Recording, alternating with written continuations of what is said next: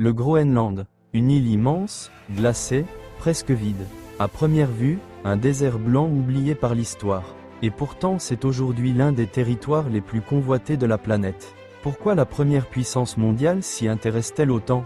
Le Groenland se situe à un endroit unique, entre l'Amérique du Nord, l'Europe et l'Arctique. Un point de passage naturel, un observatoire parfait. Dans la géopolitique moderne, la position vaut parfois plus que les armes. Depuis la guerre froide, les États-Unis surveillent le ciel arctique. Les trajectoires les plus rapides des missiles intercontinentaux passent ici.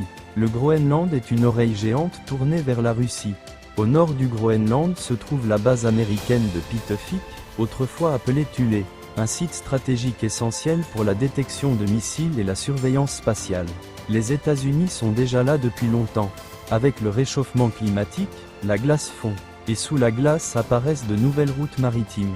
Des raccourcis commerciaux entre l'Asie, l'Europe et l'Amérique. L'Arctique devient une autoroute stratégique. Sous la surface gelée du Groenland se cachent des ressources précieuses. Terres rares, uranium, fer, pétrole potentiel. Des matériaux indispensables à nos smartphones, à l'énergie verte et aux armes modernes. Aujourd'hui, une grande partie des terres rares mondiales est contrôlée par la Chine. Pour les États-Unis, cette dépendance est une faiblesse stratégique. Le Groenland représente une promesse d'indépendance future.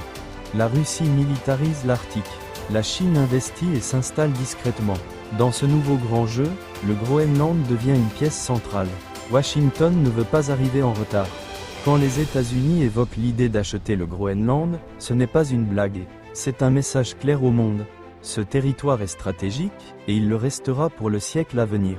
Le Groenland n'est pas un simple territoire gelé. C'est un radar, une réserve, une route, un futur.